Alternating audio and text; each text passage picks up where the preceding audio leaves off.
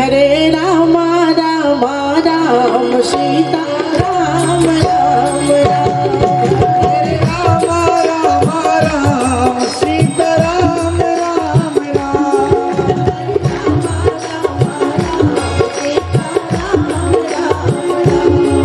हरे राम राम राम सीता राम राम राम।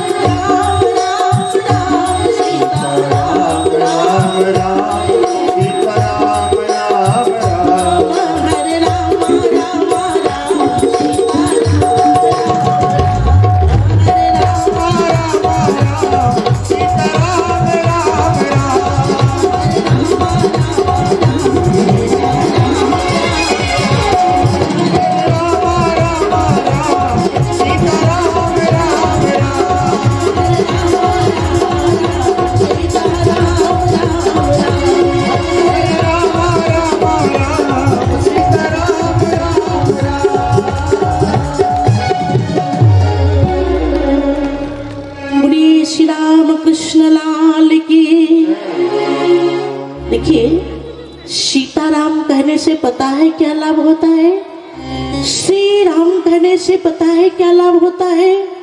सी कहते सुख उपजे, सी कहते सुख उपजे, ता कहते तमनास, तुलसी सीता जो कहे राम न छाड़े साथ।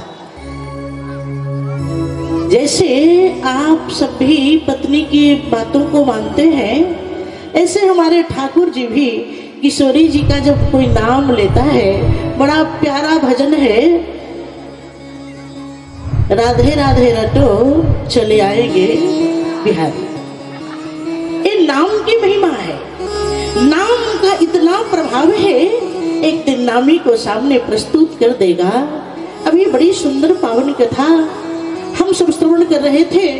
मेरे भाई बहन, भगवान भक्तों के अधीन है, और जिस खाके में, जिस मापदंड में भक्त भगवान को देखना चाहता है, ठाकुर जी वैसे ही प्रस्तुत हो जाते हैं। अहम भक्तों पराधीन हूं। श्रीमद् भागवत जी में वर्णन आया, भगवान कहते हैं भक्तों के पराधीन हैं, हम बिकने को तैयार हैं, अगर तुम्हारे पास ताकत हो तो खरीद लो। और खरीदा, हमारे भक्तों ने खरीद लिया।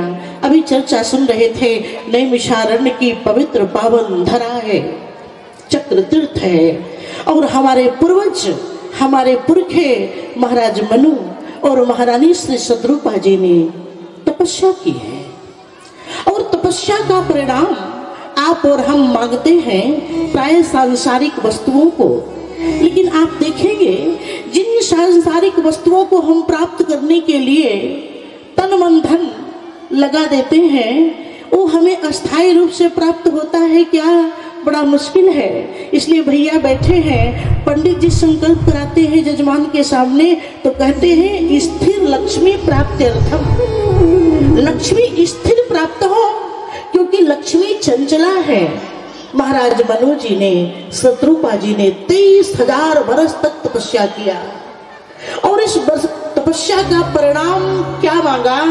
प्रभु आप मेरे सामने प्रस्तुत हो जाओ। ठाकुर जी प्रकट हुए और भगवान ने कहा मांगो। तो मनु जी ने क्या मांगा पता है? बहुत ध्यान से सुनिएगा। कोई तन दुखी, कोई मन दुखी, वैभव विलास की वस्तुएं पड़ी हैं तो शरीर में बीमारियां हैं। कोई तन दुखी तो कोई मन दुखी। प्लान करते हैं बेटे के विवाह करेंगे बड़े कुलीन परिवार में, समृद्धशाली परिवार में, तब तक पता चला बेटी किसी को लेके, बेटा किसी को लेके सीताराम। तो कोई तन दुखी, कोई मन दुखी, कोई धन दुखी, तो क्या करे? बोले थोड़ा थोड़ा सब दुखी, सुखी राम के दास। इसलिए महाराज मनु जी से जब ठाकुर जी ने कहा मांगो, तो क्या मांगा महाराज मनु जी ने? बोली दानी शिरोमणि कृपा निधि, ए नाथ कहो सती भाव, औ चाहूं तुम ही समान सुत, प्रभु शन कवन दुराव। सरकार हम पुत्र चाहते हैं। तो प्रश्न उठा, पुत्र चाहते हैं तो पुत्र को छोड़ के यहाँ क्यों आए? आपको पुत्र था, और पुत्र सामान्य नहीं था, उत्तानपाद जैसा पुत्र था, जिसके सिर हो नीचे की ओर, पैर हो ऊपर की ओर, उसको कहते हैं उत्तानपाद। मानो हम सब जीव ही उत्तानपाद हैं। माँ के गर्भ में आपका हमारा भी यही पोजीशन होता है, सर नीचे पांव ऊपर। एक पुत्र उत्तानपाद है। उत्तानपाद ने सोचा ये धरती हमारी माँ है, माँ के ऊपर हमारा पांव नहीं पड़ेगा, हमारा सिर पड़ेगा। समुद्र वसने देवी पर्वत अस्तन मंडले विष्णु पत्नी नमस्तुभ्यं पाद स्पर्शम क्षमस्व में। एक तो उत्तानपाद, दूसरे है प्रियव्रत, जिसके जीवन में व्रत ही प्रिय हो जाए, साधना ही प्रिय हो जाए, उपासना ही प्रिय हो जाए। देवहूति, आकुति, प्रसूति जैसी महिमा मंडित पुत्रियां हैं, संतानें हैं, फिर भी वैराग्य हुआ। तो मानो ठाकुर जी ने पूछा होगा कि महाराज सोच समझ के मांगना। जब गोस्वामी तुलसीदास जी के सामने काशी में बाबा विश्वनाथ प्रकट हुए, क्योंकि भोले बाबा की तपस्या किया था अद्भुत 99 करोड़ 99 लाख 99,999 बार जब 9 का जप किया गोस्वामी तुलसीदास जी ने, तो काशी बनारस में बाबा का सिंहासन जो है वो डगमगाने लगा। मैं काशी से आई हूँ, ये छोटी काशी है भैया। मुझे लगता है काशी तो काशी है, इस नगरी के लोगों की महिमा है कि अपने आप को छोटी काशी कह रहे हैं, नहीं तो काशी है। कास्ते प्रकाशते इति काशी, जो प्रकाश फैलाता है उसी का नाम काशी है। जो दूर से चमकता है उसी का नाम काशी है। इस काशी, छोटी काशी ने, इस आधे गांव ने ऐसा प्रकाश फैलाया है कि किसी के हृदय में अगर मोह का घनीभूत अंधकार छाया है, किसी के हृदय में काम का अंधकार छाया हो, क्रोध का अंधकार छाया हो, तो सबको दूर करके श्री राम भक्ति। एक काशी के लोग करते क्या है? बोले काम आसक्त लोगों को श्री राम कथा सुनाकर रामासक्त बनाते हैं, रामासक्त बनाते हैं। और आज यही हुआ। जब पूछा गोस्वामी तुलसीदास जी से कि आप कुछ मांगना चाहते हो, बाबा विश्वनाथ ने कहा नहीं, हमको कुछ नहीं चाहिए। कहा नान्या स्पृहा रघुपते हृदय स्मरीये, सत्यम बदामि च भवान अखिलांतरात्मा। आप तो हृदय में बैठे हो सरकार, सबकी बातों को जानते हो। तो आजकल हम लोग दुनिया वालों को समझाते चलते हैं। पति पत्नी से कहता है तू मेरे दिल की बात को नहीं जानती हो, पत्नी पति से धीरे से कहती है आप मेरे दिल की बात को नहीं जानती। अरे दुनिया वाले दिल की बात खाक जानेंगे, दिल की बात तो दिलदार जानता है, जो 24 घंटा दिल में बैठा है, जो हृदय में बैठा है, वो दिल की बात जानता है। तो महाराज मनु से महाराज प्रभु श्री राम ने कहा कि आपको पुत्र ही चाहिए था, तो आपने पुत्र का त्याग करके इतनी घोर तपस्या 23,000 वर्ष पर्यंत आपने क्यों किया? महाराज मनु ने कहा कि मैं ऐसा पुत्र चाहता हूँ जिसके बारे में मनुस्मृति में हमने जो लिखा है, जो वर्णन किया है, वैसा पुत्र हमको प्राप्त हो। त्याग वीरो, दया वीरो, विद्या वीरो, विचक्षण हो, ऐसा पुत्र हमको मिले जिसकी चर्चा हमने मनुस्मृति में वर्णित किया है, लिखा है। बोले चाहूं तुम ही समान सुत, प्रभूषण कवन दुराव। अच्छा, ये नहीं कहा कि आप बेटा बन जाओ, इनडायरेक्ट कहा आपके जैसा बेटा, जैसे आपकी आंखें वैसे उसकी आंखें। जैसे आपकी नासिका वैसे उसकी नासिका, जैसे आपके घुघराले बाल वैसे उसके घुघराले बाल, जैसे आपके मंद मुस्कान वैसे उसके मंद मुस्कान, जैसे आपकी तिरछी बितान वैसे उसकी भी होनी चाहिए। चाहो तो वही समान सुता। अच्छा, इस ब्रह्मा की सृष्टि में एक के समान दूसरा नहीं हो सकता। कुछ न कुछ आपको कमी बेशी दिखाई पड़ेगा, समान नहीं हो सकता, लेकिन आपके समान चाहिए हमको। प्रभूषण कवन दुराव। ठाकुर जी मुस्कुराए। भगवान ने कहा मनु जी आपने तो हमें जीत लिया, अपने जैसा दुनिया में कहाँ खोजूंगा।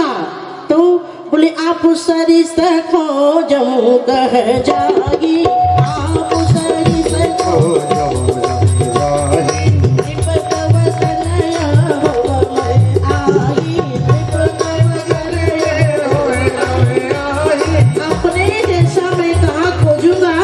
इसलिए मैं ही आपके यहाँ बेटा बनकर के आऊंगा। अच्छा देखिए, भावना भक्ति जैसी होती है। माताओं बहनों, एक मूर्तिकार ने मूर्ति बनाई, बड़ी सुंदर मूर्ति बनाई। भगवान के सुंदर भालक प्रदेश बनाया, ठाकुर जी के सुंदर बाल बनाए, भगवान के सुंदर टमाटर जैसे गाल बनाए, बड़ी बड़ी आंखें बनाई, बिंबा फल के समान होठ बनाए, ठाकुर जी की शंख के समान ग्रीवा बनाई, चौड़ी छाती बनाई, लंबी लंबी भुजाएं, अजान बाहु बनाया, सुंदर भगवान के कटी प्रदेश बनाया। लेकिन मूर्तिकार ने भगवान का पांव नहीं बनाया, चरण नहीं बनाया। किसी ने कहा तू बड़ा बावरा है, तूने सब कुछ बनाया तो ठाकुर जी का भगवान का पांव क्यों नहीं बनाया। मूर्तिकार ने कहा मैं पागल थोड़े हूँ जो पांव बना दूं। क्यों? कहा चरण बना दूंगा तो भाग जाएंगे ना, ना तो रहेगा पांव ना तो जाने पाएंगे। ये भक्त की भावना है। महाराज मनु जी से प्रभु ने कहा अपने जैसा कहाँ खोजूंगा, इसलिए मैं वचन देता हूँ मैं ही आपके यहाँ पुत्र के रूप में आऊंगा। अच्छा, अब भगवान ने शत्रुपा जी की ओर देखा, मन में भाव था कि पिताजी ने हमको मांगा और मेरे साथ जो देवी जी आई हैं, पुरुष ने पुरुष को मांगा और नारी नारी को मांग ले। कहा सतरूप ही मिलोगी कर जोड़े, देवी मांगू बर जोर चितोरे। आपके मन में है सो मांगो, लेकिन मुझसे पूछती हो मैया तो देवी मांगो। आप देवी जी को मांग लो। मैया शत्रुपा जी ने कान बंद कर लिया, नहीं नहीं हमको देवी जी की जरूरत नहीं है। क्यों? सारे लोगों को लक्ष्मी की आवश्यकता है। कौन ऐसा व्यक्ति है जो नारायणी को नहीं चाहता, जो लक्ष्मी को नहीं चाहता। या स्त्री स्वयं सुकृतिनम भवने स्वलक्ष्मी, हर कोई लक्ष्मी को चाहता है।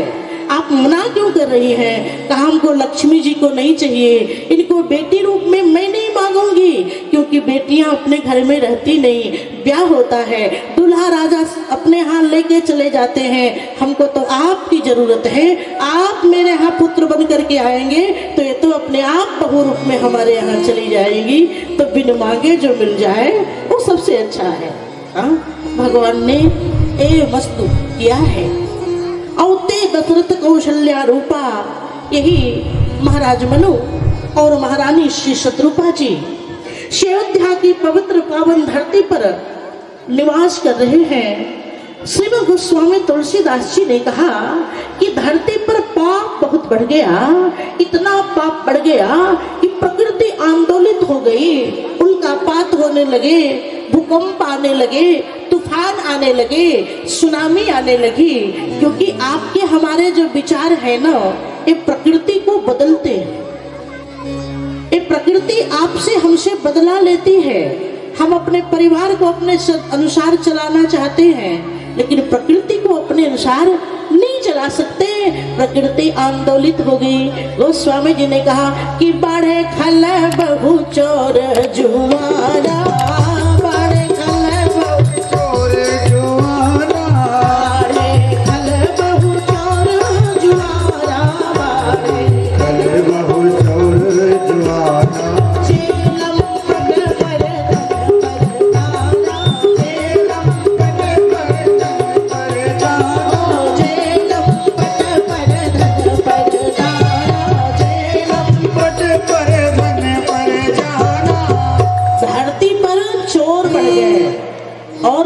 गए जुआरा।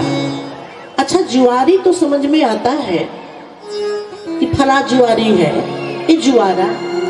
किसी ने गोस्वामी तुलसीदास जी से पूछा, बाबा ये जुआरी का मतलब समझते हैं, जुआरा का मतलब क्या होता है?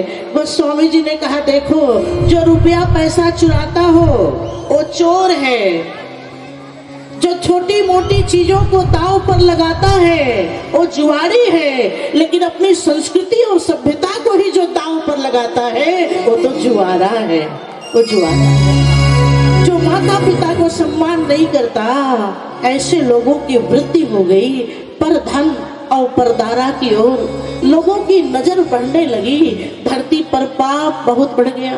बोले अतिशय देखी धर्म के ग्लानि, परम सभीत धराय कुलानी। माँ धरती घबरा गई। क्यों? बोले आसुरी कुचालन सो व्यथित विहाल वही के, आसुरी कुचालन सो व्यथित विहाल वही के, करत ख्याल दल दानव दलैया को, काप जात गात अश्रुपात होत आखिनते, प्राण घात रूपक लखात सहैया को।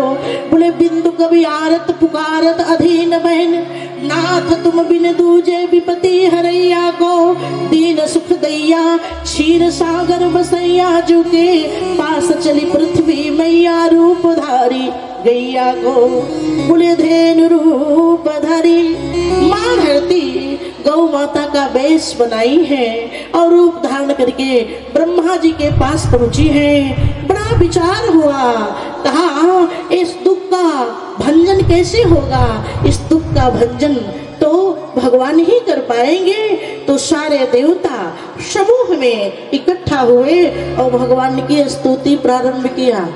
याद रखिए, ये दुनिया वाले दुख देना जानते हैं, दुख को मिटाने का काम तो दुनिया पति करता है, संसार का पति करता है। ये संसार वाले हमें रुलाते हैं, मुस्कुराने के लिए जो विवश करता है उसी का नाम परमात्मा है, उसी का नाम श्री राम है। तो सारे लोगों ने भगवान की स्तुति किया। कैसे? गोस्वामी जी बोल रहे अद्भुत है। और प्रतिदिन आप पूजा पाठ करें ना तो इस स्तुति को जरूर गाइएगा। जय जय सूर नायक जन सुखदायक प्रणतमान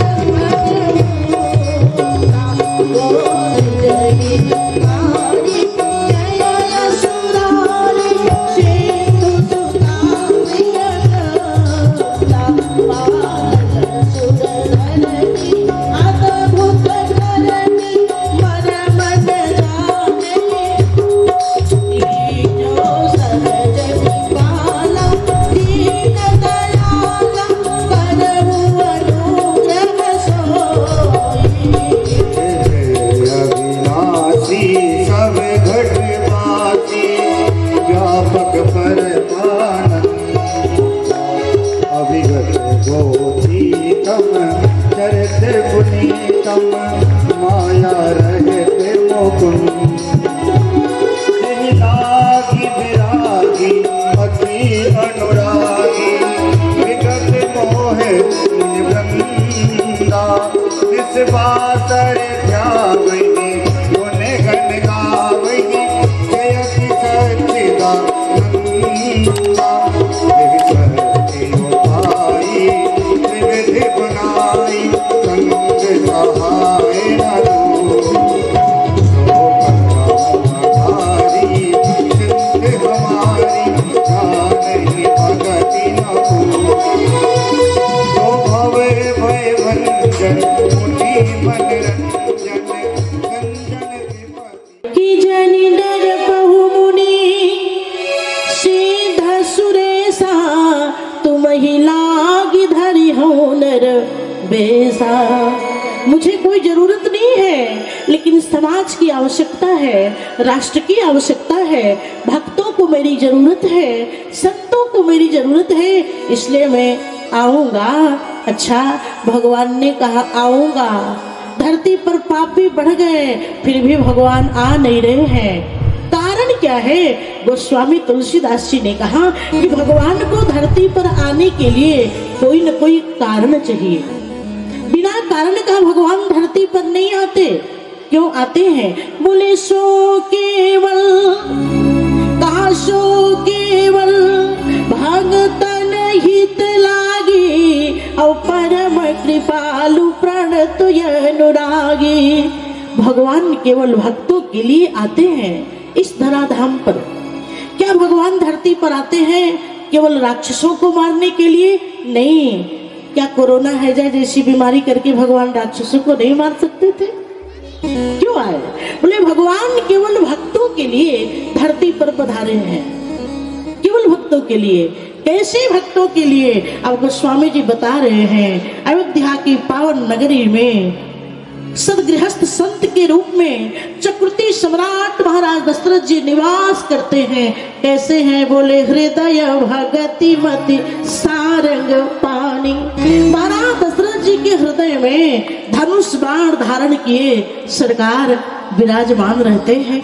मैं एक बात आग्रह करूं मेरे भाई बहन, अगर हृदय में किसी को बिठाना हो ना तो धनुष बाण वाले सरकार को बिठाइएगा। विनय पत्रिका में गोस्वामी जी बोल रहे हैं, चूंकि आप काशी के श्रोता हैं, ज्ञानी हैं, काशी की महिमा क्या है? बोले मुक्ति जन्म महि जानी, मुक्ति जन्म महि जानी, ज्ञान खानी अगहानि कर, जहाँ बस शंभु भवानी, सो काशी से ही कसन। इसी से तो आपके यहाँ काल भैरव बाबा कोतवाल के रूप में आपके यहाँ विराजमान हैं, चूंकि आप काशी के लोग हैं। गोस्वामी तुलसीदास जी ने विनय पत्रिका में कहा, प्रभु श्री राम आपसे एक निवेदन है। क्या? कहा वैसे दुनिया के लिए तो 2025 है, लेकिन मेरे जीवन में विपत्ति है। पूछा क्या?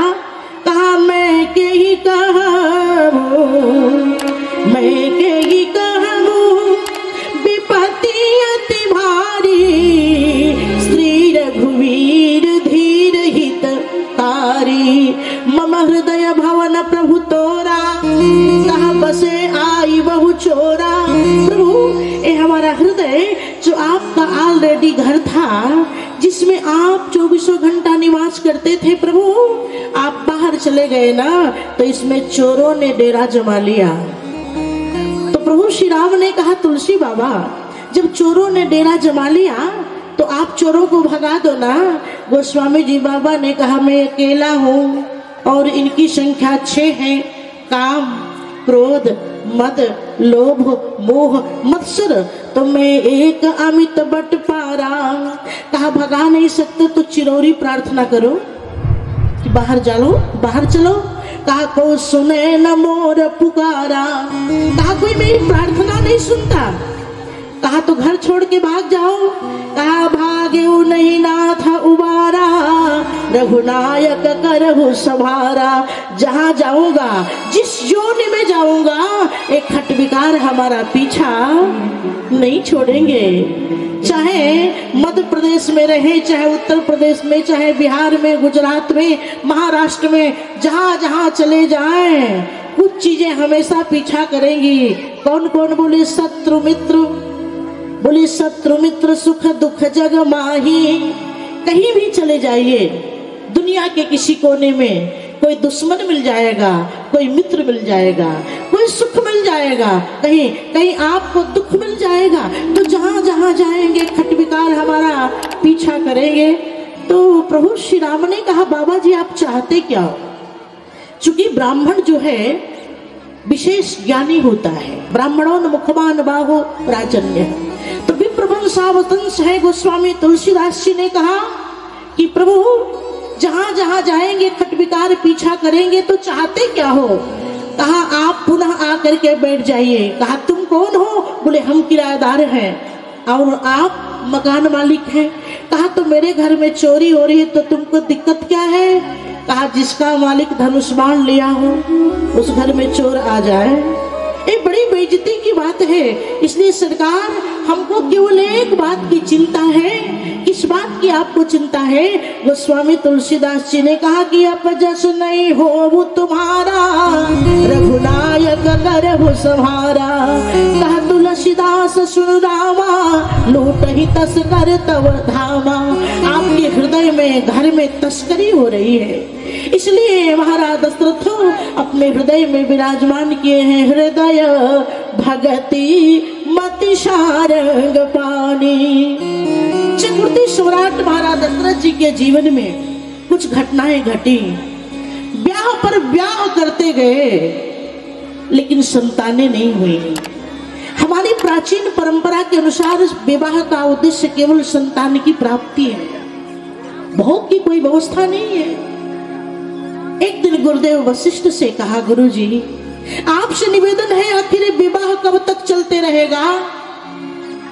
कभी इस पर पूर्ण विराम तो लगना चाहिए, फुल स्टॉप तो लगना चाहिए। गुरुदेव वशिष्ठ जी मुस्कुराए, कहा राजन एक विवाह और कर लो मेरे कहने से, अंतिम विवाह। मैं तपस्या तीर्थ यात्रा के क्रम में हिमालय की ओर गया था, कश्मीर में पहुंचा। वहां पर बड़ी सुंदर हमको एक कन्या दिखाई पड़ी, बड़ी योग्य है, कैकेयी, नरेश की बेटी कैकेयी। आप उससे विवाह कर लो, इसके बाद आपको विवाह करने की आवश्यकता पड़ेगी नहीं, मतलब आपको संतान हो ही जाएगी। तो गुरुदेव की आज्ञा को माननी है, गुरु आज्ञा गरीयसी। हमारे यहाँ चाहे राम कथा हो, चाहे श्रीमद् भागवत कथा हो, बिना गुरु का कल्याण हो ही नहीं सकता जजमान का। इसलिए भैया जिन लोगों को गुरु दीक्षा लेनी हो, आपको बड़े गुरु मिल जाएंगे, लेकिन मैं दावा के साथ कहती हूँ पंडित रेवाराम शास्त्री भैया जैसा कोई सुयोग्य गुरु नहीं मिलेगा। इसलिए भैया से दीक्षा लेकर के अपना जीवन आप धन्य धन्य बना ले। भागवतकार कहते हैं, निरुदेह माध्यम सुलभम सुदुर्लभम प्लवम सुकल्पम गुरु कर्णधारम मयानुकूलेन नभस्वते नितम पुमान भवाब्दिं न तरेत् स्वात्मः। गोस्वामी जी ने कहा कि गुरु बिनु भव निधि तरय न कोई, गुरु बिनु भव निधि तरहि न कोई, भव निधि तरय न कोई, गुरु बिनु भव निधि तरहि न कोई। जो विरंचि शंकर सम होई, जो विरंचि शंकर सम होई, विरंचि शंकर सम होई, जो विरंचि शंकर सम होई। ब्रह्मा विष्णु महेश के समान भी कोई व्यक्ति हो तो बिना गुरु का कल्याण नहीं हो सकता। गुरुदेव वशिष्ठ की आज्ञा हुई तो चक्रवर्ती सम्राट महाराज दशरथ को लेकर के गुरुदेव वशिष्ठ पहुंच गए कैकेयी देश में। महाराज कैकेयी नरेश से कहा कि आप अपनी कन्या का विवाह मेरे जजमान महाराज चक्रवर्ती सम्राट दशरथ जी से कर दें, आपकी बिटिया को कोई तकलीफ नहीं होगी। तो कैकेयी नरेश ने जैसे प्रत्येक पिता बेटी के विवाह से पहले सारी भौगोलिक स्थितियों को समझने का प्रयास करता है, महाराज कैकेयी नरेश ने जाना आपके पूर्व में भी कई विवाह हो चुके हैं और पुनः आप हमारे यहाँ विवाह की याचना को लेकर के आए हैं, तो कहीं पहली पत्नी का कोई बच्चा हो जाए तो वही राज्य का उत्तराधिकारी बनेगा, क्योंकि नियम है जेठ स्वामी सेवक लघु भाई।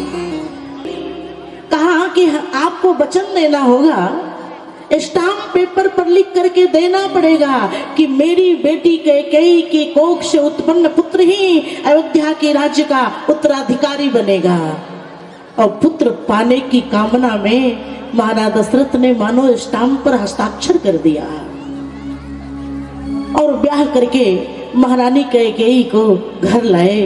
बरसों बीत गए लेकिन फिर भी संतान का कोई आगमन नहीं हुआ। अचानक महाराज दशरथ जी को ग्लानि हुई। कैसी ग्लानि हुई? गोस्वामी जी मानस में बोल रहे हैं, एक ग्लानि आपके हमारे जीवन में भी कभी कभी होती है। बाबा ने कहा, एक बार भूपति मन माही, एक बार भूपति मन माही, एक बार भूपति मन माही, एक बार भूपति मन माही।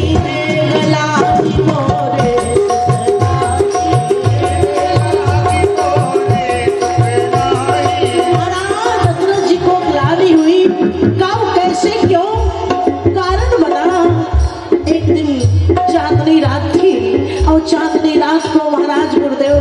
वशिष्ठ और उनकी धर्म पत्नी एक दूसरे का हाथ पकड़े भोजन के बाद टहल कर रहे थे, चहलकदमी कर रहे थे। उसी समय महारानी अरुंधति जी ने कहा कि आपसे एक निवेदन है। आप विधाता की लेखनी को मिटाने की, बदलने की क्षमता रखते हैं और इतने सुजोग्य जजमान महाराज दशरथ हैं। अब तक इनके घर में कोई संतान नहीं, कोई बालक नहीं, कोई पुत्र नहीं, आप उपाय क्यों नहीं करते हैं? गुरुदेव वशिष्ठ ने कहा, जब तक रोगी आए नहीं डॉक्टर उपचार कैसे बताए? आज तक महाराज ने अपने प्रजा को ही पुत्र के रूप में अधिकतम देखा है, मेरे पास आए नहीं। अगर वो आ जाए, अपनी वेदना को बता दें तो उनकी पीड़ा को जरूर दूर होगी। क्यों?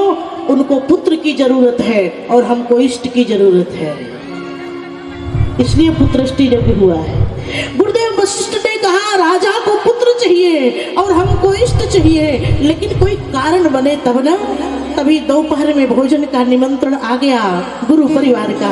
महाराज गुरुदेव वशिष्ठ, उनकी धर्मपत्नी, उनके बाल बच्चे सब पहुंचे राज परिवार में। गुरु पत्नी ने बता दिया था अपने 5 साल के बेटे को भोजन करने बैठना तो ऐसा ऐसा काम करना। जब पहुंचे, बढ़िया सोने चांदी की थाल आई, भोजन परोसा गया और गुरु पुत्र ने एक ग्रास डाला, दूसरी और ग्रास मुंह में डाली, लगा रोने। महाराज दशरथ जी दौड़े, मैया कौशल्या दौड़ी, क्या हुआ? अब ब्राह्मण देवता आपको क्या हो गया? आपको तीखा लग गया, मिर्चा लग गया, खट्टा लग गया, क्यों रो रहे हो? 5 साल के गुरुदेव के पुत्र ने कहा, हमको तीखा खट्टा नहीं लगा, हम रो रहे हैं भविष्य को देख के।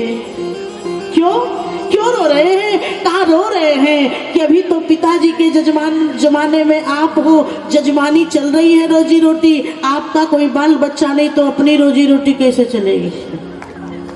है ना? इसलिए मैं कहती हूँ भैया, संसार में बहुत ज्यादा पैसे हैं पैसा कमाने के लिए, लेकिन हम लोग जो पंडित जन हैं, इनका पैसा सर्वोत्कृष्ट है, सबसे अच्छा कार्य है। डॉक्टर बड़े प्रणम्य हैं, बहुत मेहनत करके आप डॉक्टरी पढ़ते हैं। वकील बड़े प्रणम्य हैं, बहुत मुश्किल से आप वकालत पढ़ते हैं। सबको मैं प्रणाम करती हूँ, लेकिन डॉक्टर साहब डिस्पेंसरी में जाते हैं तो भगवान से प्रार्थना करते हैं, ग्राहक जब बीमार होगा कोई तभी नहीं जाए। वकील साहब पहुँचते हैं तो प्रार्थना करते हैं, लोग लड़ाई भिड़ाई करें तभी तो आएंगे। लेकिन ब्राह्मण ऐसा है, पंडित जी ऐसे हैं जो प्रार्थना करते सब लोग सुखी रहें। जब सब सुखी रहेंगे तभी तो हमको बुलाएंगे, तभी तो यज्ञ कराएंगे। इसलिए हमारे यहाँ ब्राह्मण को ठाकुर जी का मुख कहा गया। वैसे समाज में हर एक वर्ग महत्वपूर्ण है, लेकिन जो ज्ञानी होता है उसके कंधों पर समाज का विशेष भार होता है। तो गुरुपुत्र ने कहा कि भाई आपको कोई बाल बच्चे नहीं तो हमारी जजमानी का काम कैसे चलेगा? आप बताओ। महाराज दशरथ को लगा हो एक छोटा सा प्यारा दुलारा बालक इतनी ऊंची बात बोल गया। तो बाबा ने कहा, एक बार भूपति मन माही, भेगला निमोरे सुतनाई। क्या किया? डॉक्टर के पास पहुंचे, वैद्य के पास पहुंचे, नहीं, गुरु गृह तुरत गयो मही पाला, गुरु गृह तुरत गयो मही पाला, गुरु गृह तुरत गयो मही पाला, तुरत गयो मही पाला, चरण लगी करी विनय विशाला, चरण लगी करी विनय विशाला।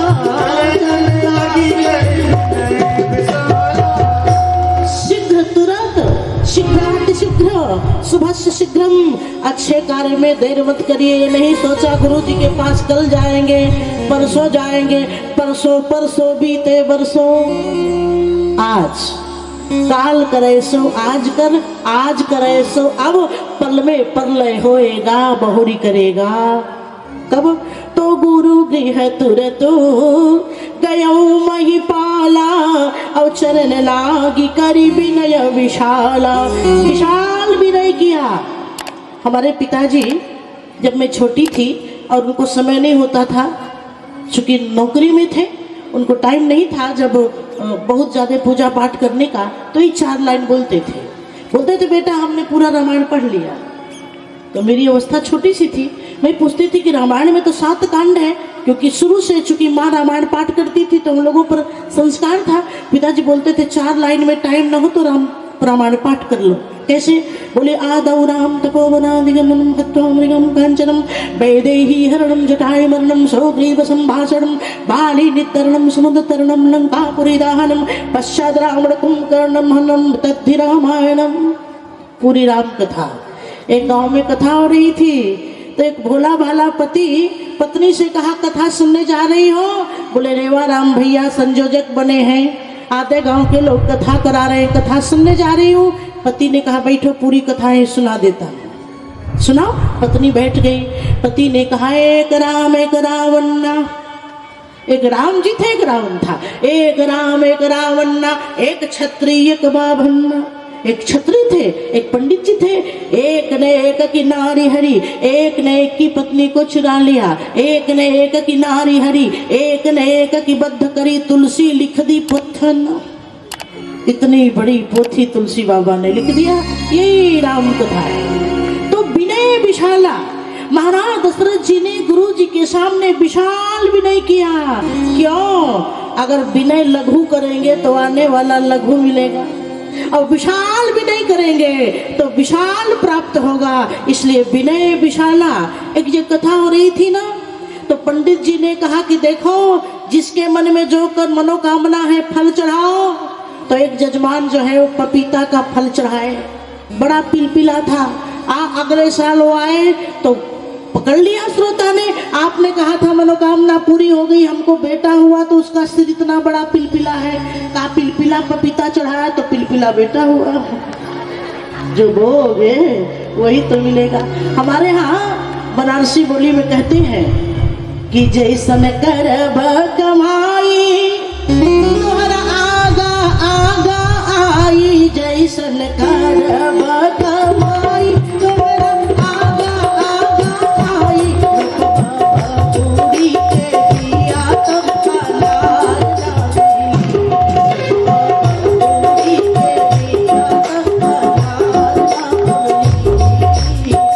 बबूल का बीज लगाएंगे तो खाने को अनार नहीं मिलेगा। कर्मण्येवाधिकारस्ते मां फलेषु कदाचन। हमने जो कर्म किया है कर्म प्रधान विश्व करी राखा, जो जस करई सो तस फल चाखा। विनय विशाला प्रार्थना किया, गुरुदेव बाबा प्रसन्न हो गए। बात क्या है? बोले निज दुख सुख सब।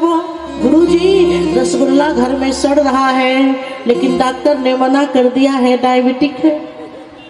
डल्लभ का गद्दा लगा है, नींद नहीं आ रही है, इतना ऐश्वर्य है, लेकिन इसको भोगने वाला कोई नहीं है। सोना लगता है बिना लाला कायंगनमा, सोना लगता है। तो आप कोई उपाय करें। गुरुदेव ने कहा उपाय करूंगा। पुत्रष्टि यज्ञ कराओ। आप कराओगे? बोले नहीं हम नहीं कराएंगे, जो स्पेशलिस्ट है ना उसको बुलाएंगे। भाई हर कोई सब कुछ नहीं जानता। हार्ट का डॉक्टर आंख का नहीं होता, आंख का जो डॉक्टर है वो अस्थि रोग विशेषज्ञ नहीं होता। सबका विभाग अलग अलग है। जो जानकार है उनको बुलाऊंगा। और गुरु बाबा ने बुलाया किसको? बोले श्रृंगी ऋषि वशिष्ठ बुलावा, श्रृंगी ऋषि वशिष्ठ बुलावा, ऋषि वशिष्ठ बुलावा,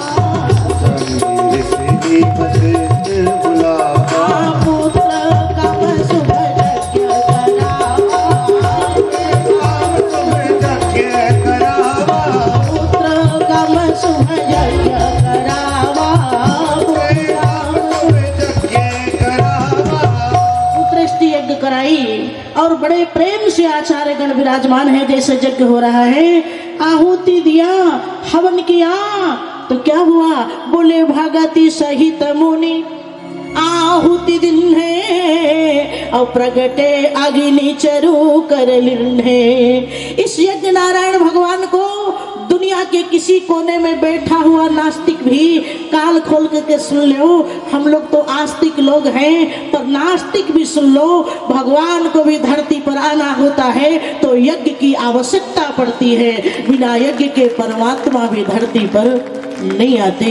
यज्ञ, योग, जुड़ने के क्रम का नाम यज्ञ है। जब जीव शिव से जुड़ता है, जब भक्त भगवान से जुड़ता है, जब प्रकृति ब्रह्म से जुड़ती है, वही योग बन जाता है, वही यज्ञ बन जाता है। हवन हुआ, अग्निदेव भगवान बड़े ही प्रेम से हाथ जो है आहुतियों को स्वीकार किए हैं और सुंदर चरु स्वर्ण कलश में खीर हविष्य लेकर के प्रकट हुए। बोलिए यज्ञ नारायण भगवान की, श्री अग्निदेव भगवान की। और कहा कि इस प्रसाद को लेकर के राजा अपनी अपनी रानियों को बांट दे। अच्छा, आप लोगों के पास तो एक ही पत्नी है, मुझे पता है, और बुरा मत मानिएगा, कहीं यहाँ वहां हो तो उसकी पहचान तो समाज में नहीं है। लेकिन चक्रवर्ती सम्राट महाराज दशरथ श्री रामचरितमानस के अनुसार 3 पत्नी, कौशल्या, कैकेयी, सुमित्रा, और गीतावली के अनुसार महाराज दशरथ को 700 पत्नियां हैं। पाल आदम दुल्हन सिखावत सरिस 700 साता। लेकिन महाराज दशरथ के सामने कहा गया इस प्रसाद को आपको बांटना है। कैसे? बोले यह भी बाटी देहु नृप जाई, जथा जोग जही भाग बनाई। जो जिसकी योग्यता रखता है, जो जितना पचा सकता है, उसको उतना उतना खीर का प्रसाद दे दो। क्षमा करिएगा, प्रसाद भी हर कोई नहीं पचा पाता।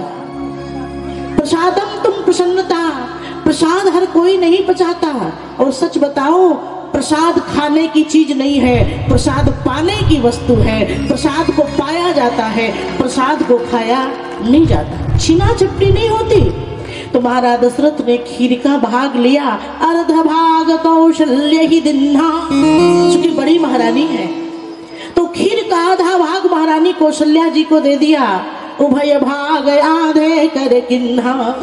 इसके बाद खीर लिया और खीर को लेकर के तथा आती है कैकेयी जी को दे दिया, सुमित्रा जी को नहीं दिया। जरा सोचिएगा, ये पंक्ति भेद कहा जाए या क्या कहा जाए?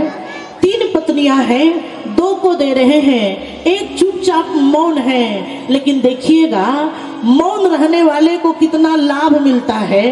जो ज्यादा बोलता है ना, वो भाग्यशाली होता है, लेकिन जो चुप रहता है वो सौभाग्यशाली बन जाता है, सौभाग्यशाली बन जाता है। और राम कथा संकेत करती है आपको, हमको सुमित्रा जी मौन है, लेकिन धन्य है मैया कौशल्या, धन्य है मैया कैकेयी।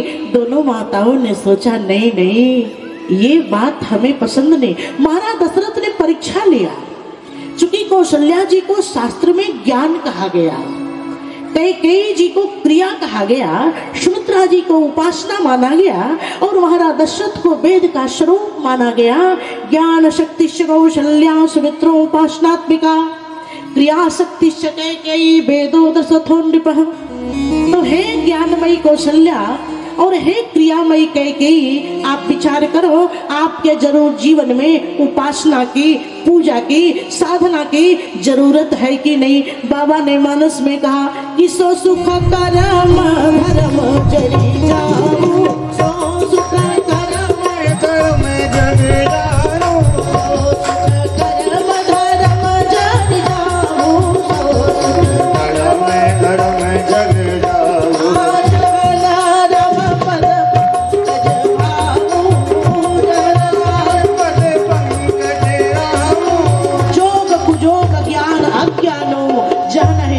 प्रेम प्रधानो।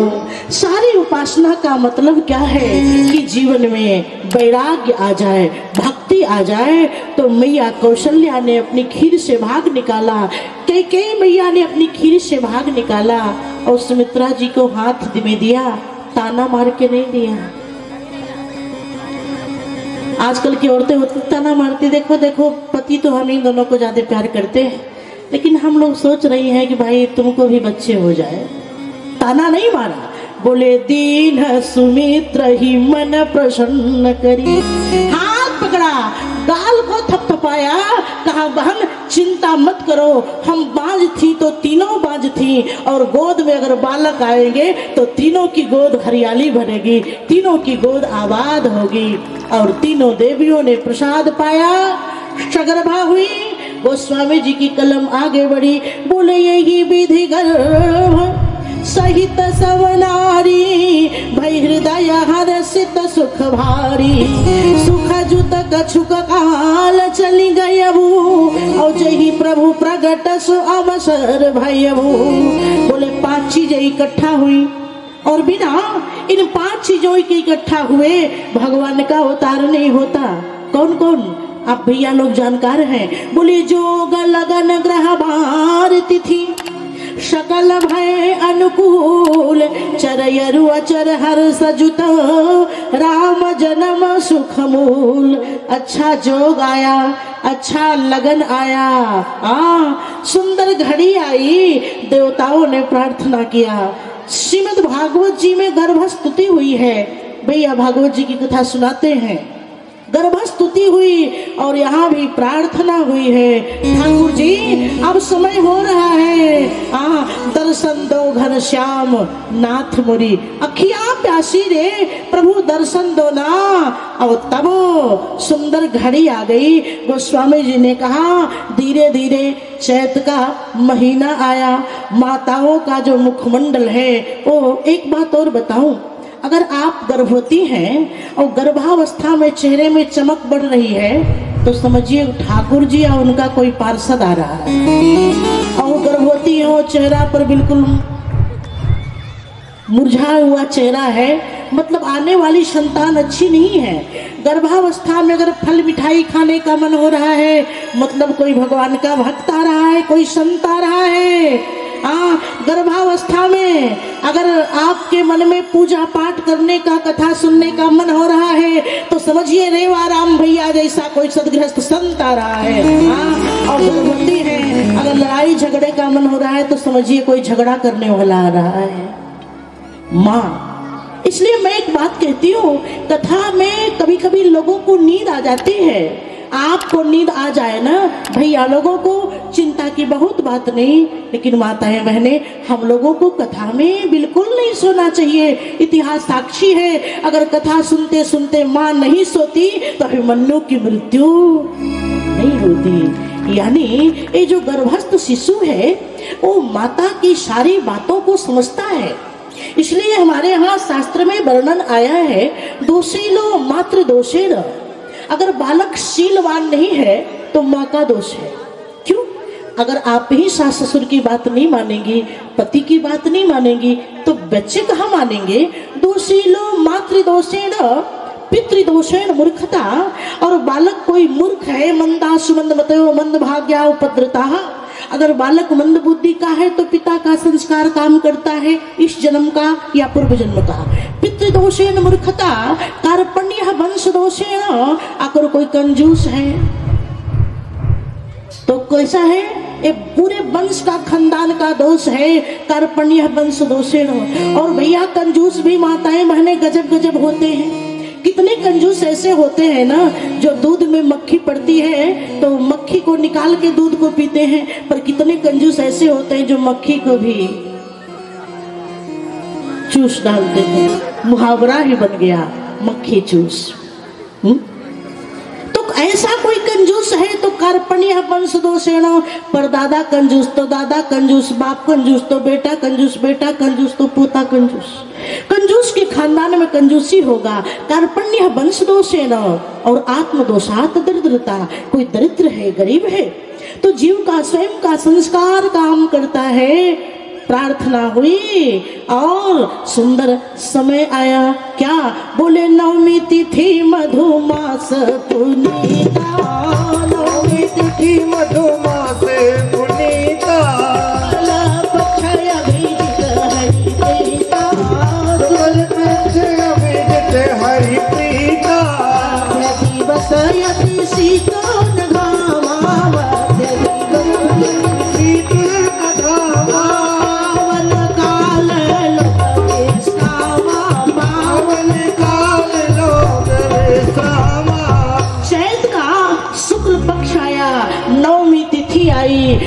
दोपहर का 12 बजा और मैया कौशल्या का जो महल था वो मंदिर बन गया। अच्छा, मंदिर ईंट पत्थर के दीवार को मंदिर नहीं कहते, उस दीवार के बीच में जब हमारे सरकार विराजमान हो जाते हैं, ठाकुर जी आ जाते हैं, तो मंदिर बन जाता है, वो मंदिर बन जाता। मैया कौशल्या का जो आलय था वो मंदिर बन गया।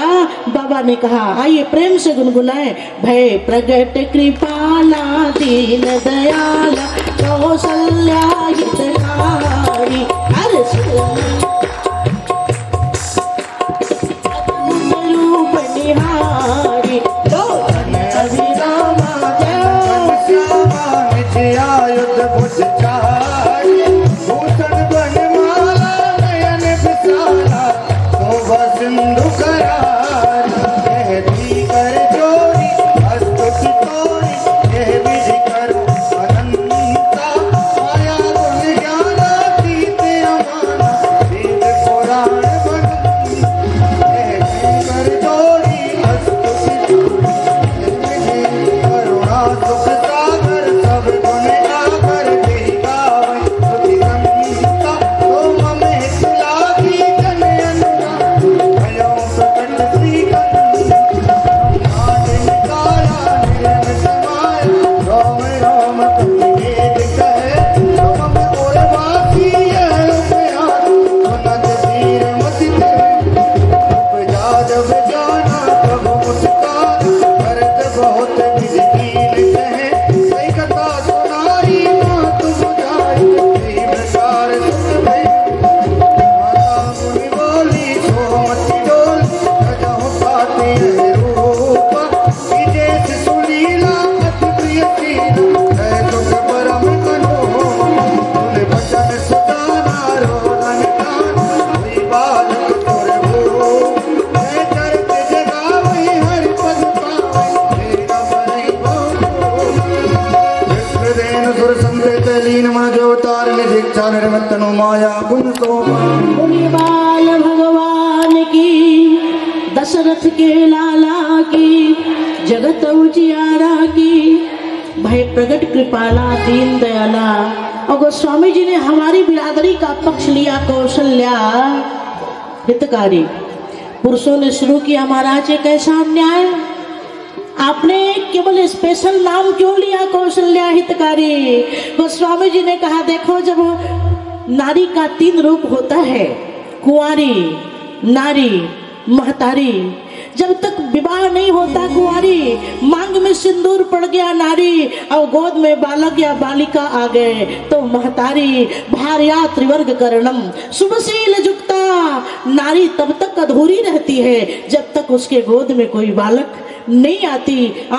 माँ, जब किसी नारी के कान में शब्द सुनाई पड़ता है माँ, तो लगता है संसार का सब सुख मिल गया, सारी दुनिया है माँ तेरे आंचल में। ऐसी माँ कौशल्या हितकारी। और कोई तो बाद में देखता है ना कि लड़का बच्चा काला है कि गोरा है, नाक चिपटी है, सबसे पहले तो माँ देखती है। कौशल्या हितकारी कैसे भगवान है, बोले भूषण बनमाला, एक नारी को आनंद प्रदान कर रहे हैं मैया कौशल्या को पुत्र रूप में प्राप्त होकर, और दूसरी नारी को हमारे सरकार गले में धारण किए हैं। बोले भूषण बनमाला, बनमाला कौन है, मैया तुलसी। तो एक कौशल्या जी की गोद में पधारे और दूसरी को अपनी छाती से लगाए हैं। भूषण बनमाला नयन विशाला, शोभा सिंधु खरारी। बोले कहा दुई कर जोरी अस्तुति तोरी, कही विधि करो अनंता। सरकार आप भगवान हो। कहा लेकिन मैं तो इंसान बन के आया हूँ, तो इंसान बनोगे तब ना, आप तो भगवान हो, आपको लेके चलूंगी तो लोग कहेंगे कौशल्या जी की भक्ति से भगवान प्रकट हो गए और पागल हो गई, कह रही है मेरा बेटा है मेरा बेटा। आप जरा छोटे बनो ना, छोटे छोटे हाथ पाँव हो जाए तो भगवान के छोटे छोटे हाथ पाँव जैसे 5-6 साल का बालक। अब तो खुश। मैया ने कहा काहे को खुश, इतना बड़ा लड़का हॉस्पिटल में पैदा ले लेगा ना तो डॉक्टर नर्स तो अस्पताल छोड़ के भाग जाएगी। इतना बड़ा लड़का, किसी माँ के उदर में रह सकता है क्या? आप तो छोटे बनो, अब तो ठाकुर जी के छोटे छोटे हाथ पाँव हो गए, टमाटर जैसे लाल लाल गाल हो गए। आइए जयकारी लगाए, बोले कुंडल हलान की, ताकत लगाइए, मंद मुस्कान की, तिरछी बितान की, रसगुल्ला जैसे गाल की। नजर मत लगाइएगा, अंतःपुर की बात है। अभी केवल मैया कौशल्या को ठाकुर जी दिख रहे हैं, अभी औरों को पता नहीं है। कहा रो, राम जी ने कहा गजब हो मैया, न कान दर्द हो रहा है, न पेट दर्द, न सिर दर्द, काहे को रो? मैया ने कहा चुप, माँ मैं हूं कि तू हो? माँ का अधिकार है बच्चे को डांटने का।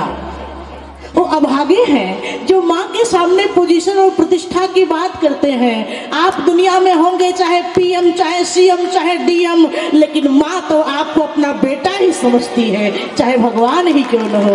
माँ तो पुत्र ही समझती है। आपका पद आपको महत्व रखता हो, भले आपके पीछे हजारों लोग खिलाने के लिए पड़े हों, लेकिन माँ के सामने जब पहुँचते हैं, कहते हैं पत्नी में और क्षमा करिएगा माँ में अंतर यही है, पत्नी पति की जेब को टटोलती है और माँ अपने बेटे के चेहरे को टटोलती है कि मेरा बेटा फिर खा तो नहीं। बिया भी गई, जहाँ कथा सुनाने गई थी तो मुझसे किसी ने कहा कि हमारे यहाँ भारत में अधिकतर नारियाँ जो सुहागिन होती है वो मांग में सिंदूर लगाती हैं, तो पता चलता है कि सुहागिन है। लेकिन पुरुषों का पता कैसे चले कि कुंवारे हैं कि विवाहित हैं कि विधुर हैं? पता कैसे चले? तो वहाँ एक बड़े अच्छे विद्वान आए थे, उन्होंने कहा देखो जो मांग में सिंदूर लगाती है पता चलता है सुहागन है। जिसके सिर के ऊपर बाल है ना अच्छे से, तो समझिए कि वो अच्छी है, पत्नी अच्छी है उनकी। और जिनके सर से बाल उड़ गए हैं, मतलब समझिए कि उनकी पत्नी अच्छी या जिसका चेहरा प्रसन्न है ना, समझ जाइए उनकी पत्नी अच्छी है, सौभाग्यशाली है वो भी। और जिनके चेहरे पे 12 बज रहा है तो पता चल जाता है व्यक्ति के चेहरे। ये चेहरा जो है ना दर्पण है, दर्पण। तो मैया ने कहा रो, राम जी ने कहा कोई तकलीफ नहीं तो क्यों रो? मैया ने कहा रोगे नहीं तो पता कैसे चलेगा कि मुझको लाला भैया? रो, लोगों को पता चले।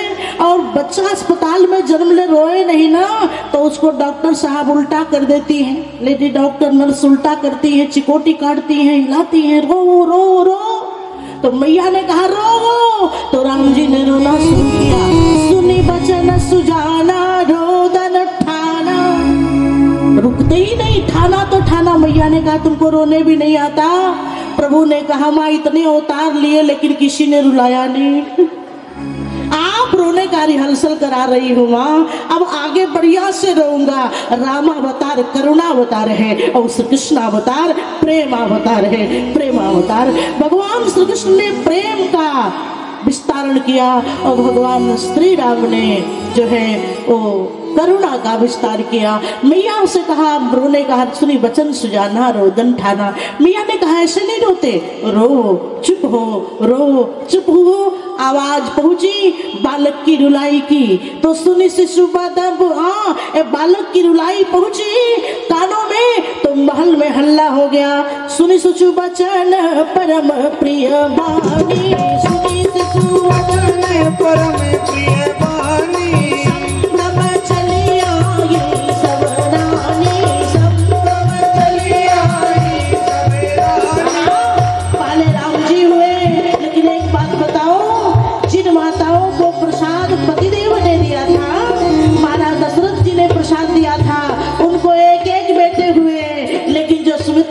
संतोष से थी ना, परमात्मा ने उनकी गोदी में दो फूल खिलाए। और मन में सोचा था अगर भगवान 2 बेटे दे देंगे ना, तो दोनों बहनों के पुत्रों की सेवा में अपने बालकों को मैं लगा दूंगी। 4 लाल हुए हैं। महाराज दशरथ बैठे हैं सभागार में, सिंहासन पर दासी पहुंची है। महाराज की जय हो, महाराज की जय हो। आप भी मेरे साथ बोल दीजिए ना, बधाई हो। आप भी बोलिए ना, बधाई हो, बधाई हो। आधे गांव में काशी, छोटी काशी में हमारे रामलला सरकार पधार गए बालक के रूप में। महाराज दशरथ ने कहा क्यों बधाई दासी ने कहा महाराज आपको पुत्र हुआ है। आंखों से झरझर आंसू आने लगा, कान को लगा मैंने क्या सुन लिया, लगा मैं खड़ा हूँ अपने बालक का दर्शन करूं। बोले दशरथ पुत्र जन्म सुनी काना, दशरथ पुत्र जन्म सुनी काना, मानहु ब्रह्मानंद समाना, मानहु ब्रह्मानंद समाना, मानहु ब्रह्मानंद समाना, मानहु ब्रह्मानंद समाना। महाराज दशरथ को ब्रह्मानंद मिला। बोले परमानंद पूरी मन राजा, और कहा बोलाई बजा बहु बाजा। आज धन्यो गृहस्थाश्रम, एक सदगृहस्थ को ब्रह्मानंद मिला, परमानंद मिला। ये दुनिया का जो आनंद है तो छोटा छोटा है, लेकिन वाह जय सच्चिदानंद जग पावन, अस कही चले मनोजन सावन। ये जो सच्चिदानंद है अद्भुत चिद्वाचकोरगार शात सद्वच्याकार उच्यते मकारानंद कम वाच्यम सच्चिदानंदमभ्ययम।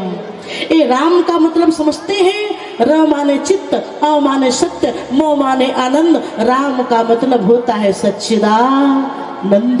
ऐसे तो महाराज दशरथ को पता चला, बाजा बजाने वाले को बुलाया, बाजा बजने लगे, आनंद होने लगा, खुशियां होने लगी, कोषागार को खोल दिया गया। आइए हम भी आनंद मनाते हैं। अरे जन्मे है राम रघुरैया, अवध में बाजे बधैया। जन्मे है राम रघुरैया, अवध में बाजे बधैया।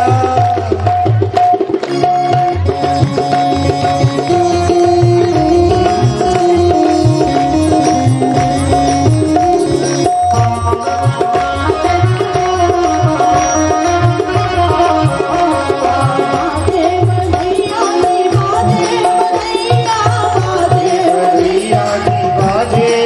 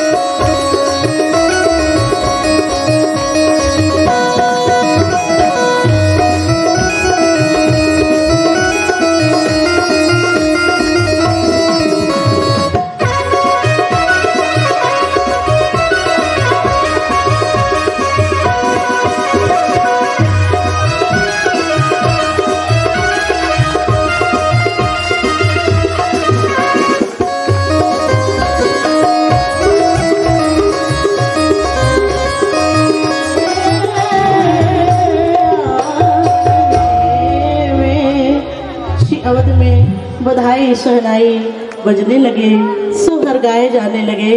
आपके आधे गांव के इस छोटी काशी के पंडाल में जितने भी भाई बहन बैठे हैं, मैं प्रार्थना करती हूँ सबके हृदय में प्रत्येक दिन बधाई बजती रहे, प्रत्येक दिन आनंद बजता रहे। उत्सव का मतलब होता है ईश्वर के नजदीक जब आसन बना ले, उसी का नाम उत्सव है। तो कहते हैं काशी का कंकड़ कंकड़ शंकर होता है, वैसे मुझे लगता है यहाँ जितने लोग बैठे हैं पुरुष के रूप में, आप सब भगवान शंकर के स्वरूप में हैं और हमारी माताएं बहनें देवी के रूप में हैं, अन्नपूर्णा के रूप में हैं। तो सबको मैं प्रणाम करती हूँ, वाणी को विश्राम